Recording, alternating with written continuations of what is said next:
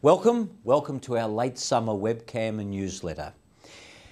The chilly winds of winter have passed and it's a lovely sunny time. We're all casual and it's a nice time. Still some economic problems. The language of the economic problems are changing. We first, if you recall, had the subprime, then it went to the credit squeeze. We're now at what's called the global financial crisis. I think these words will stick. I think that global financial crisis, GFC, will now be the consistent name for the problem we find ourselves in. Comparatively, compared to the Great Depression, there are enormous differences. Unemployment is still not good enough in Australia, 5–6%, in the United States higher, in Britain higher than that, but compared to the Great Depression of the late 20s and early 30s, 25% unemployment. A number of countries right now are in recession. The United States is in recession, New Zealand is in recession, Britain's in recession, France, Germany, a number of them are in recession. Australia is not in recession. A number of these economies, and remember that a recession is really 2 negative quarters in succession. It's an AFL season. It must be taken into context. During the Great Depression, there was a 40% drop in industrial capacity. And at the moment, the economies of the countries that I've just named are about 2 or 3%. There is really no comparison with the Great Depression. LIBOR seems to have sorted itself out a little bit, largely through nationalising of banks by governments. A number of banks in the United States have fallen, Bear Stearns, a number of others. In the United Kingdom, Bradford and Bingley, Northern Rock in Yorkshire, a number of these banks have equally fallen. The British government, the American government have stepped in and virtually bought them. We cannot afford LIBOR to calcify and interbank loans to lose credibility because there simply won't be any money around. So that seems to be taking care of itself. The next issue is keeping the economy working. We're going to need stimulus packages. In Australia, our Prime Minister, Kevin Rudd, has just introduced a $10 billion stimulus package aimed at 2 groups of people. One is the older pensioners, so that they could spend some money prior to Christmas on, say, their grandchildren or their children, or even on themselves. And the reintroduction from what the Howard government had as an initiative called the First Home Buyers Grant, which again is aimed at younger people. $10 billion this will cost us. The Rudd government inherited a $10 billion surplus from Mr Howard.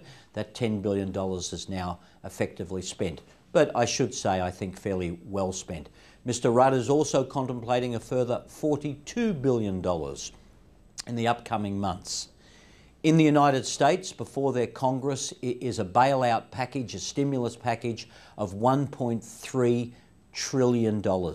The entire Australian economy is $1 trillion. The United States will effectively spend Australia. Here's the Commonwealth of Australia spent to stimulate the American economy. It's enormous. The British, the Germans, the Chinese, many other nations doing the same thing. And the difference again between this and the Great Depression, this is an entire unified effort by the G30 and by the G8 to do some of these things. What can we do about it? Well, first of all, don't panic. We've seen these things before. It's happened with the Yom Kippur War and the rise of OPEC in 1973. It's happened with the Great Depression. It's happened with the Second World War. It's happened with Vietnam. It's happened with the crash of '87. And we've got through all of them. It's my belief that we'll get through this. There are a number of key things, though, not to do. Don't convert to cash. Many of you will say, but my superannuation is 30% down. My investments are 30% down. You have at the moment a paper loss, and I agree, it's not good to see. But if you sell and convert to cash, you now have a real loss. What's cash yielding to? 6 months ago, cash was yielding 6 to 7%. Term deposits were 8 to 9%. Because the Reserve Bank governor and the reserve banks around the entire world have reduced interest rates, you can get about 2% now on the cash. So it's no real alternative. You may think it's safer, but if the market rallies, when will it rally? I don't know. 6 months, 12 months, 18 months, but historically we've come back from these things and the market will rally. And you will make, what you will make in cash in one day potentially if the markets move, say 2% in a given day.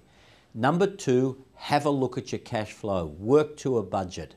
Maybe that bonus you're expecting will not arrive. Maybe that contract you are hoping to get as a self-employed individual will not arrive. So again, examine your expenditure, examine your income, spend time with our accounting division.